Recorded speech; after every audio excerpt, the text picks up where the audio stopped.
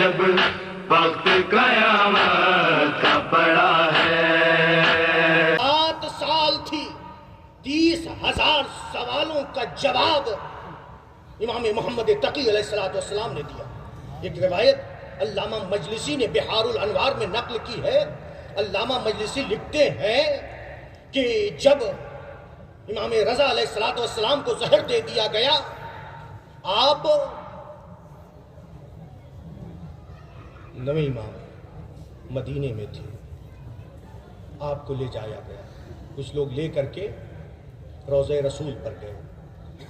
आप 7 साल के थे, 7 साल के थे, मिंबर पे गए और मिंबर पर जाने के बाद आप फरमाते हैं, कल गुफ्तगू ज़िम्नन मैंने की थी, आयतुल्लाह वहीद खुरासानी ने एक तकरीर में इमाम मोहम्मद तकी अलैहिस्सलाम के लिए फरमाया है कि 7 साल की उम्र में इमाम मोहम्मद तकी अलैहिस्सलाम 1,24,000 अंबिया के इल्म के हामिल हो गए। मेरे जुमले नहीं है, आयतुल्लाह वहीद खुरासानी ने फरमाया 7 साल की उम्र में 1,24,000 अंबिया के इल्म के हामिल हुए। 7 साल की उम्र में जनाब आदम को अल्लाह ताला ने जो इल्म दिया था, वो अल्लमा आदम अल अस्मा कुल्लहा, कि आदम को तमाम नामों, तमाम अस्मा तालीम दिए। कोई भी चीज़ ऐसी नहीं कि जो इसमें ना आ जाए, अस्मा में हम इसे महदूद नहीं कर सकते हैं, दायरा वसी है। तमाम अस्मा तालीम दिए। जनाब आदम को जो अल्लाह ताला ने इस उम्र में ये अस्मा की जो तालीम दी है, 7 साल की उम्र में उन तमाम अस्मा की तालीम अल्लाह ताला ने इमाम जवाद अलैहिस्सलाम को दी थी। और फिर फरमाते हैं कि जिस उम्र में जब कुरान में कहा जा रहा है सलामुन अला नूह, नूह पर सलाम हो, आप 7 साल की उम्र में इस मकाम पर पहुंचे हुए थे। जनाब इब्राहीम जिस मकाम पर थे, हमारे नवे इमाम 7 साल की उम्र में उस मकाम पर थे। तवज्जो रहे, जनाब ईसा जिस मकाम पर थे, हमारे नवे इमाम उस मकाम पर 7 साल की उम्र में थे। यूं कह दीजिए, आखिरी जुमला आयतुल्लाह वहीद खुरासानी ने ये कहा, 7 साल की उम्र में। क्यों 7 साल में कह रहा हूं? क्योंकि 7 साल की उम्र में मनसबे इमामत पर फायज हुए। जब मनसबे इमामत पर फायज हो गए, इमाम हो गए, तो अब सारे उलूम आलिम माकान व मा यकून जो गुजर चुका है उसका इल्म, और कयामत तक जो चीज आने वाली है उस तमाम चीजों का इल्म अल्लाह अता कर देता है। फरमाया अल्लाह ताला ने 7 साल की उम्र में अव्वलीन व आखरीन का इल्म अता किया था। और खुद भी जो रिवायत में पेश करने जा रहा था, आप मिंबर पे गए। मिंबर पे जाने के बाद आप फरमाते हैं, अना मोहम्मद इब्न अली रज़ा, मैं अली रज़ा का बेटा मोहम्मद हूँ। अनल जवादो, मैं जवाद हूँ। फिर क्या फरमाया, तवज्जो कीजिएगा, साथ दीजिए थोड़ी देर के लिए। अनल आलिमो बेअंसाबिन नासिफिल अस्लाब, फरमा रहे हैं अनल आलिमो बेअंसाबिन नासे फिल अस्लाबे, जो सुल्बों में हैं उनकी भी नसब को, लोगों के नसब को जो सुल्बों में अभी पैदा नहीं हुए, कयामत तक पैदा होंगे, उनका इल्म मुझे है। इमाम मुबालगा नहीं करता। बिहारुल अनवार में अल्लामा मजलिसी ने ये रिवायत पेश की है। क्या फरमाया इमाम ने, अनल आलिमो बेअंसाबिन नास, मैं आलिम हूँ, मैं जानता हूँ। किसको जानता हूँ? लोगों के नसब को। कहाँ पर हैं? फिल अस्लाब, जो सुल्बों में हैं, उनका इल्म मुझे है। और फिर उसके बाद आप फरमाते हैं, अना आलमो बिसराइरकुम व ज़वाहिरकुम, मुझे तुम्हारे जाहिर का इल्म है, मुझे तुम्हारे बातिन का इल्म है। वो अंतुम इलैहि साइरून, और तुम्हारा अंजाम क्या होगा, तुम्हारा ठिकाना क्या है, उसका भी मुझे इल्म है। और फिर उसके बाद फरमाते हैं इमाम तकी अलैहिस्सलाम, علم منحنا، یہ کیسا علم ہے، یہ کیسا علم ہے؟ جس علم کی گفتگو کی کہ لوگوں کے نسبوں کے بارے میں بھی علم ہے. کس کے نسبوں کے بارے میں؟ جو ابھی صلبوں میں ہے. تمہارے ظاہر کا بھی علم ہے، تمہارے باطن کا بھی علم ہے، تمہارا ٹھکانہ، تمہارا انجام کیا ہوگا اس کا بھی مجھے علم ہے. پھر فرماتے ہیں کیسا علم ہے؟ علم منحنا بہ قبل خلق الخلق اجمعین. یہ وہ علم ہے کہ اللہ تعالیٰ نے مخلوق، تمام مخلوق کو خلق کرنے سے پہلے ہمیں عطا کیا ہے. ہمیں اس مراد یعنی ہم اہل بیت کو قبل خلق الخلق اجمعین، قبل خلق الخلق اجمعین، تمام مخلوق کے خلق کرنے سے پہلے، وبعد فناء السماوات والارضین، اور آسمان اور زمینوں کے فنا ہو جانے کے بعد تک اللہ تعالیٰ نے ہمیں علم عطا کیا ہے. اور پھر اس کے بعد فرماتے ہیں لولا تظاہر اہل الباطل ودولت اہل الضلال ووثوب اہل الشک. اگر اہل باطل کی کثرت نہ ہوتی، اگر اہل باطل کا غلبہ نہ ہوتا، اگر گمراہوں کی حکومت نہ ہوتی، وہ دولت اہل الضلال، اگر گمراہوں کی حکومت نہ ہوتی، وہ وثوب الشک، وہ وثوب اہل الشک، اور شک کرنے والے شک میں نہ پڑ جاتے، شک کا خطرہ نہ ہوتا. فرماتے ہیں لقلت قولا، آج میں ایسی بات کہتا تعجب منہ الاولون والآخرون، جس سے اولین و آخرین تعجب کرتے ہیں. ایسی بات کہتا. 7 سال کی عمر میں امام تقی علیہ السلام فرما رہے ہیں لَقُلْتُ قَوْلًا تَعَجَّبَ مِنْهُ الْأَوَّلُونَ وَالْآخِرُونَ. ایسی بات کہتا اگر یہ ڈر نہ ہوتا جو 3 باتیں بیان کی ہیں، اولین اور آخرین تعجب کرتی. یہ جملہ تو کہہ دیا آپ نے، لیکن فوراً فَوَضَعَ يَدَهُ الشَّرِيفَ عَلَى فِيهِ، فوراً آپ نے اپنے دست مبارک کو اپنے منہ پر رکھ لیا. فوضع يده الشریف علی فیہ، اپنے منہ پر رکھا، دہن پر رکھا، اور رکھنے کے بعد خود اپنے آپ کو خطاب کر کے کہتے یا محمد اسمت کما سمتا آباؤک من قبل. اے محمد خاموش رہو جس طرح سے تمہارے آباء و اجداد اس سے پہلے خاموش تھے. سبحان اللہ. بس پتہ یہ چلا سب کا علم ایک ہے، چاہے وہ پہلا محمد ہو یا درمیانی محمد ہو یا آخری محمد ہو. تبھی تو نبی نے فرمایا میرا پہلا بھی محمد ہے، میرا اوسط بھی محمد ہے، میرا آخر بھی محمد ہے. وَكُلُّنَا محمد، ہمارے سب کے سب محمد ہیں. صلوات پڑھتے پر محمد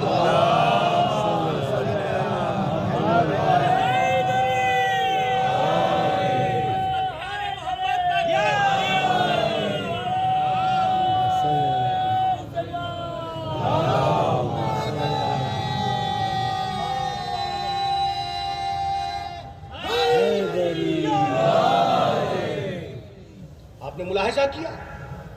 پھر اس کے بعد یہ فرما کر آپ ممبر سے اتر آئے. تو دوسری علامت ساتویں امام نے کیا فرمائی؟ امام وہ ہے کہ اس سے جو کچھ بھی پوچھا جائے اس کا جواب دے، کوئی بھی چیز اس کے لیے مخفی نہ ہو. اور پھر تیسری علامت بیان کی کہ امام وہ ہے کہ جو حق سے دفاع کرنے میں خاموش نہیں بیٹھتا، حق کی طرف سے دفاع کرنے میں خاموش نہیں بیٹھتا. تبھی تو مولا کائنات نے تیسری خلافت کے بعد جب مولا تک خلافت پہنچی تھی تو مولا نے نہج البلاغہ میں قسم کھا کے فرمایا ہے اما والذی فلق الحب وبرأ النسمہ، اس ذات کی قسم جس نے دانے کو شگافتہ کیا اور جس نے ذی روح کو پیدا کیا ہے. آپ نے فرمایا لولا حضور الحاضر وقیام الحجہ بوجود الناصر، اگر یہ نہ آئے ہوتے جو حاضر ہوئے ہیں اور حجت تمام نہ ہو گئی ہوتی، اگرچہ ظاہری طور پر لیکن مددگار بن کر آئے تھے. تیسرے کے قتل کے بعد جتنے تھے سب مولا کی طرف آ گئے تھے اور مولا سے کہہ رہے تھے اپنے ہاتھ کو بڑھائیے، ہم آپ کے ہاتھ پر بیعت کرتے ہیں۔ مولا کائنات اس وقت کے لیے کہہ رہے ہیں، اس ذات کی قسم جس نے دانے کو شگافتہ کیا، جس نے ذی روح کو پیدا کیا، اگر یہ ہمارے سامنے حاضر نہ ہوئے ہوتے اور ناصر و مددگار کی صورت میں نہ آئے ہوتے، تیسری بات جو مولا نے کہی ہے وہ وما اخذ اللہ علی العلماء، اگر اللہ نے علماء سے یہ عہد و پیمان نہ لیا ہوتا، وما اخذ اللہ علی العلماء اللہ یقروا علی قذۃ ظالم ولا سب مظلوم، اللہ یقار علی قذۃ ظالم ولا سب مظلوم، اگر اللہ نے علماء سے یہ وعدہ نہ لیا ہوتا کہ ظالم کی شکم پوری اور مظلوم کی بھوک پر خاموش نہیں بیٹھیں گے، تو مولا فرماتے ہیں لألفیت حبلها علی غاربها، تو میں اس کی لجام کو اس کی پشت پہ ڈال کر کے ہٹا دیتا، چونکہ مولا کائنات نے خلافت کو اونٹنی سے تعبیر کیا ہے، اس خطبہ شفیہ اس کی پشت پہ اس کی لگام کو ڈال کر کے ہٹا دیتا۔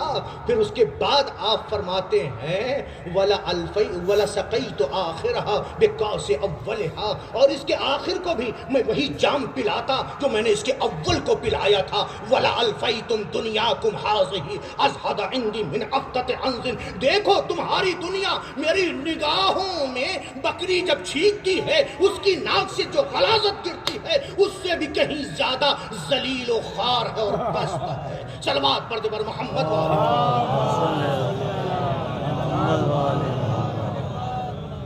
تو تیسری صفت یہ بیان کی امام وہ ہے کہ جو حق کی طرف سے دفاع کرنے میں خاموش نہیں بیٹھتا ہے، اور چوتھی صفت یہ بیان کی کہ امام وہ ہے کہ جسے حالات آئندہ کا علم ہوتا ہے، اور پانچویں صفت یہ بیان کی کہ امام وہ ہے، بات کو ختم کیا، امام وہ ہے کہ جو ہر زبان میں گفتگو کر سکتا ہے، ہر زبان میں گفتگو کر سکتا ہو، ساتویں امام نے فرمایا۔ اور پھر اس کے بعد کہا کہ اے ابو بصیر، تمہارے اطمینان قلب کے لیے، تمہارے اطمینان قلب کے لیے ابھی میں مثال پیش کر دوں گا۔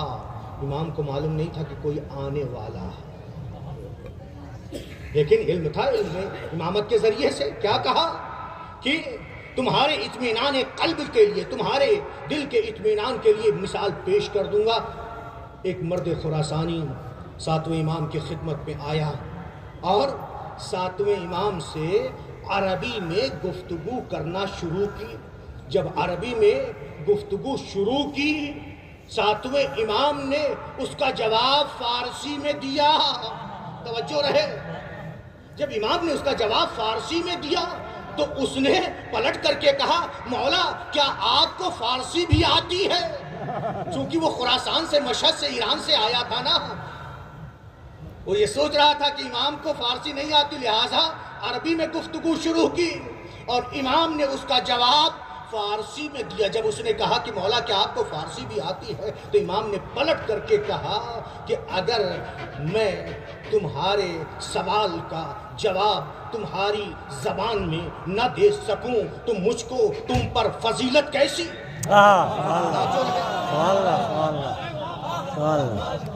مجھ کو تم پر فضیلت کیسی؟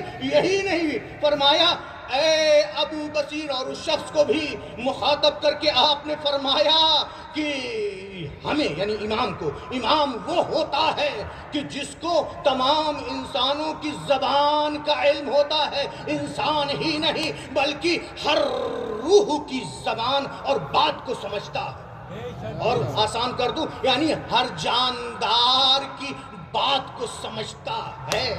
کسی کو ہو سکتا ہے تعجب ہو کہ کیا ہر جاندار کی بات کو کوئی سمجھ سکتا؟ قرآن سے تو ثابت ہے نا، قرآن سے کیا ثابت ہے کہ حتی اذا اتوا علی واد النمل، جب جناب سلیمان اور سلیمان کا لشکر وادی نمل میں پہنچا، قالت نملۃ یا ایھا النمل اسکنوا مساکنکم، تو ایک چونٹی نے یہ کہا اے چونٹیوں تم اپنے سوراخوں میں، اپنے بلوں میں چلے جاؤ،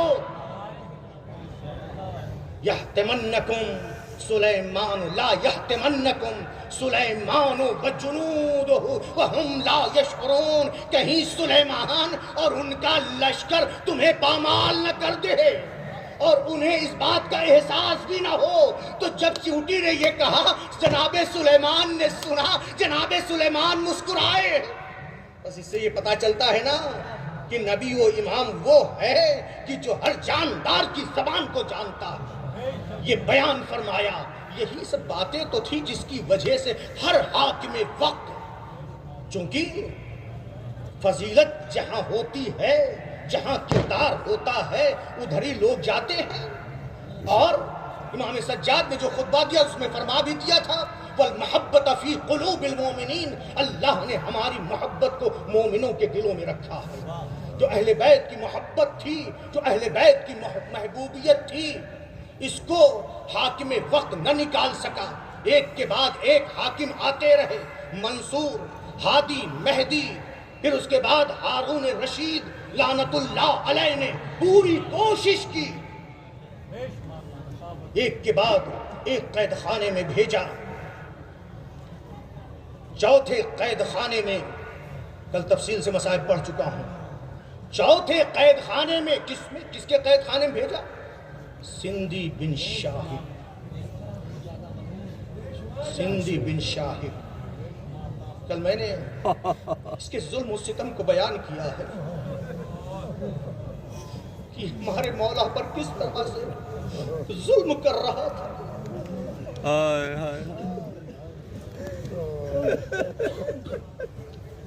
یہ ملعون جو یہ سلوات میں جملہ آیا ہے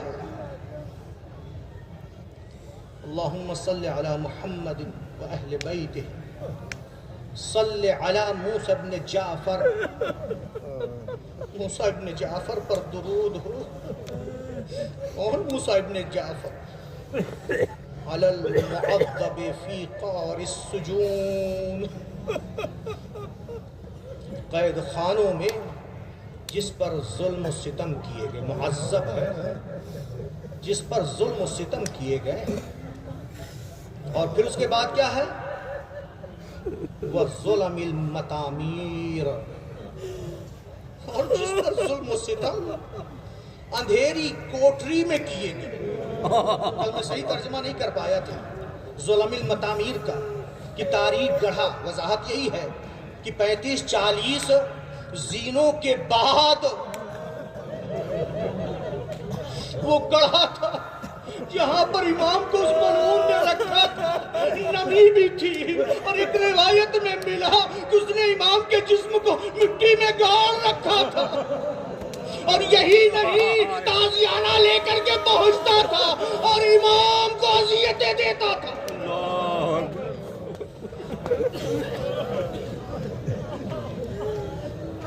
اس امام پر سلام، اس امام پر درود و سلام ہو کہ جس پر قید خانوں میں ظلم و ستم کیا گیا، اس امام پر سلام ہو کہ جس پر اندھیری کوٹری میں، ایسی کوٹری کہ جس میں امام کھڑے نہیں ہو پاتے تھے، ہمارا وہ امام جو مسلسل عبادت میں رہتا تھا، اتنی چھوٹی جگہ تھی کہ امام کھڑے ہو کر نماز نہیں پڑھ پاتے تھے۔ پھر اس کے بعد جو جملہ ہے بالساق المردوز، ہمارا وہ مظلوم امام بحلق القیود، زنجیروں کی وجہ سے جس کی ہڈیاں چور چور ہو چکی تھی۔ اب میں نے بیان کیا تھا مرزوز کے معنی ہوتے ہیں گھٹنے کے۔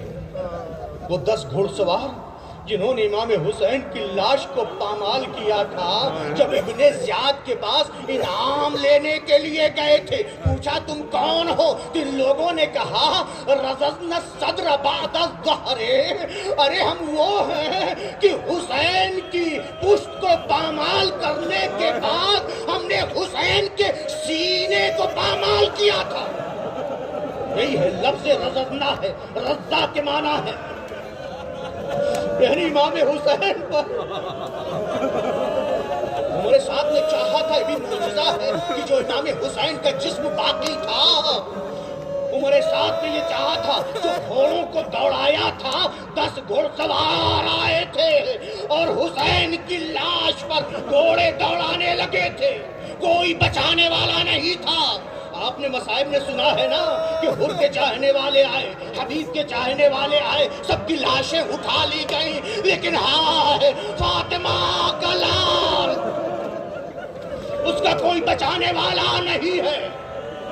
دیکھتے ہی دیکھتے یہ گھڑ سوار حسین کی لاش کو گھوڑوں کی ٹاپوں سے پامال کرنا شروع کر دیتے ہیں۔ ارے کوئی نہیں، ایک چاہنے والی بہن زینب ہے جو تڑپ تڑپ کے خود کو گھوڑوں کی ٹاپوں میں ڈالے دے رہی تھی اور آواز دے رہی تھی، ارے مجھے پامال کر دو لیکن میرے بھیا کی لاش کو پامال نہ کرو، اجرکم علی اللہ۔ امام موسیٰ کاظم علیہ السلام کو قید خانے میں زہر دے دیا گیا، اور پھر اس کے بعد تھوڑی دیر کے لیے ساتھ دیجئے، پھر اس کے بعد سندھی بن شاہق نے علماء شیعہ کو، شیعوں کی عظیم ہستیوں کو، شیعوں میں جو بزرگان تھے یعنی بزرگان شیعہ کو بلایا، اور اس ملعون نے، اس کا مکر دیکھیے سندھی بن شاہق کا، اس ملعون نے جو کہ آپ کے پیروں میں زنجیریں تھی، نم جگہ پہ رکھا تھا، لیکن دکھانے کے لیے جب زہر دے دیا اس نے 23 رجب المرجب کو زہر دے دیا، جب زہر دے دیا امام کی حالت غیر ہونے لگی، ناساز ہونے لگی، تو اب یہ دکھانے کے لیے اس نے شیعوں کو بلایا، بزرگان شیعہ کو بلایا، اور امام کے پیروں سے زنجیر اتار دی تھی اور امام کو ایک اچھی جگہ پہ رکھا تھا، اور پھر اس کے بعد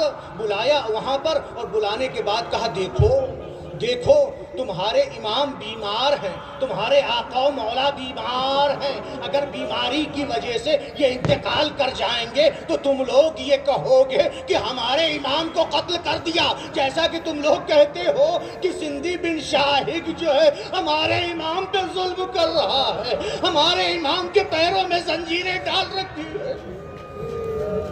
جب اس نے یہ جملہ کہا اور کہا تم لوگ لکھ کر کے دے دو کہ تمہارے امام پر کوئی ظلم و ستم نہیں ہوا ہے، دیکھا صحیح حالت میں امام تھے لیکن غشی طاری تھی، ایک مرتبہ چاہتے تھے، چاہنے والے شیعہ چاہتے تھے لکھیں اور دستخط کریں، امام اس حالت میں جبکہ زہر دیا گیا جا چکا تھا، اپنے بستر سے اٹھے اور اٹھنے کے بعد آواز دیتے ہیں ارے کچھ لکھنا نہیں، دستخط نہ کرنا، مجھے زہر دیا گیا۔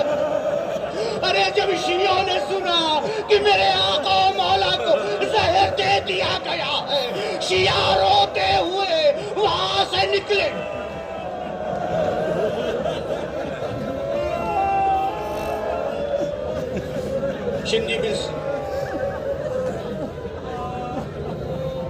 سندھی بن شاہق ملعون جب یہ شیعہ باہر آئے، جو رکھیے گا نہایت سخت جملہ ہے، سن نہیں سکیں گے، انہیں چھوڑنے کے لیے باہر آیا، امام کو جہاں پہ ٹھہرایا تھا، ان شیعوں کو چھوڑنے کے چونکہ شیعہ گریہ کرنے لگے، رونے لگے۔ جب شیعوں نے یہ سنا کہ ہمارے امام کو زہر دے دیا گیا ہے، امام نے خود فرمایا مجھے زہر دیا گیا ہے، آج میرا ہاتھ سرخ ہو جائے گا، دوسرے دن زرد ہوگا اور تیسرے دن پیلا ہو جائے گا۔ شیعوں کو باہر چھوڑ کے آیا اور اپنے ہاتھ میں تازیانہ لیے ہوئے یہ ملعون آیا اور دروازے کو بند کر دیا۔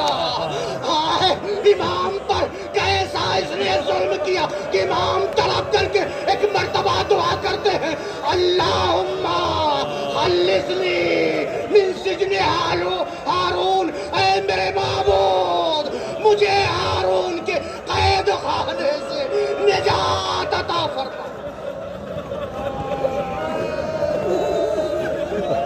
پھر اس کے بعد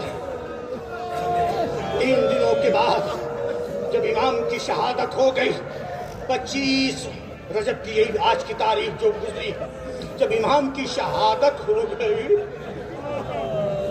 ہارون شریک سندھی بن شاہق امام کے جنازے کو قید خانے سے نکالا، آمینیں بھی تھی، قید خانے سے نکالا اور کون لے کر کے نکلا؟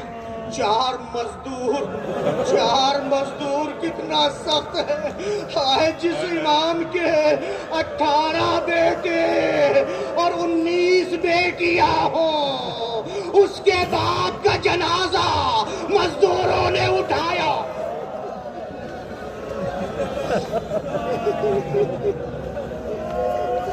چار مزدور جنازے کو لیے ہوئے آئے، باہر نکلے۔ کتنا سخت ہے۔ امام رضا علیہ السلام کو علم امامت کے ذریعے سے پتہ چل چکا تھا کہ میں یتیم ہو گیا، اور اپنے گھر میں اپنے خاص لوگوں کو بتا دیا تھا۔ معصومہ قم چھوٹی تھی، معصومہ قم نے اپنے بابا کی شہادت پہ گریہ کیا، جبکہ اپنے بابا کو دیکھا نہیں، اپنے بابا کی شہادت کی خبر سنی تو گریہ کیا۔ ہائے حسین کی بیٹی سکینہ اپنے باپ کی کٹی ہوئی گردن کو دیکھا، خون کو دیکھا، اور اپنے باپ کی کٹی ہوئی گردن سے لپٹ کر شام غریبہ میں سکینہ سو گئی تھی۔ اجرکم علی اللہ۔ آپ کی زیارت میں یہ بھی جملہ آیا ہے، یہ بھی جملہ آیا ہے صلوات میں، والجنازۃ المنادى علیہا بظل الاستخفاف۔ آپ کے جنازے کو 4 مزدور لے کر کے آئے اور نہایت ہی احانت کے ساتھ آپ کے جنازے کو پل بغداد پہ ڈال دیا بظل الاستخفاف۔ اور جو منادی ندا دے رہا تھا، یہ ہے کہ ان چاروں میں سے ایک ندا دے رہا تھا یا 5واں تھا۔ یہ 4 مزدور امام کے جنازے کو اٹھائے ہوئے تھے، 5واں ندا دے رہا تھا، ہذا امام الرفضہ، یہ رافضیوں کا امام ہے، فارفوہ۔ اور کچھ احانت آمیز جملے بھی کہہ رہا تھا۔ میری زبان میں طاقت نہیں ہے کہ جو جملے کہہ رہا تھا میں وہ جملے کہہ سکوں، اسی لیے تو زیارت میں آیا ہے، والجنازۃ المنادى علیہا بظل الاستخفاف۔ نہایت ہی احانت آمیز الفاظ میں ندا دے رہا تھا۔ امام کے جنازے کو پل بغداد پہ ڈالا گیا۔ اشارہ کروں گا ابھی تفصیل کے ساتھ، وہاں پر مولانا عنبر صاحب مصائب پڑھیں گے۔ پل بغداد پہ امام کے جنازے کو ڈال دیا گیا، چاہنے والے آتے رہے، بھیڑ لگ گئی۔ جب شور و غل کی آواز سلیمان تک پہنچی تو سلیمان نے اپنے بیٹوں کے ذریعے سے امام موسیٰ کاظم علیہ السلام کے جنازے کو لیا، اور پھر اس کے بعد سلیمان نے، جو کہ ہارون کا چچا تھا، سلیمان نے 2500 کا قیمتی کفن دیا کہ پورا قرآن اس کفن پہ لکھا ہوا تھا۔ اور یہاں پہ جملہ یہ بھی مل جاتا ہے، غسل بھی دیا۔ غسل امام کو امام ہی دے سکتا ہے۔ 7ویں امام کی جب شہادت ہو گئی تھی بے اعجاز، امام رضا علیہ السلام مدینے سے آئے تھے، اپنے بابا کو غسل کفن دے دیا تھا، اپنے بابا کو غسل دے دیا تھا۔ لہذا سلیمان نے اس طرح سے شان و شوکت کے ساتھ امام موسیٰ کاظم علیہ السلام کے جنازے کو تشییع کرتے ہوئے لے کر کے چلا، مقابر قریش میں دفن کیا۔ لکھا ہے روایت میں یہ آیا ہے، امام موسیٰ کاظم علیہ السلام کے جنازے پر اتنا پھول ڈالا گیا تھا، اتنا پھول ڈالا گیا تھا کہ جب کاظمین پہنچے دفن کرنے کے لیے آپ کے جنازے کو پھولوں سے نکالا، پھولوں سے اٹھایا اور اٹھانے کے بعد آپ کو سپرد لحد کیا گیا۔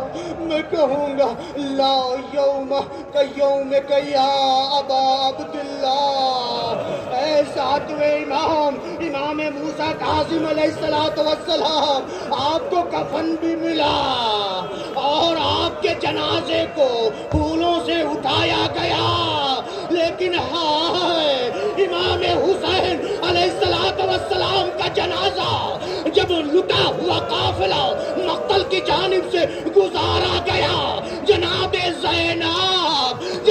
زینب اپنے بھائی کی لاش کو اس گڑھے سے نکالتی ہے جس گڑھے میں ٹوٹی ہوئی تلواروں اور ٹوٹے نیزوں کو ڈالا گیا تھا۔ جناب زینب نے اپنے ماجائے کی لاش کو گڑھے سے باہر نکالا اور نکالنے کے بعد 3 بار تڑپ کر کے فرماتی ہے انتا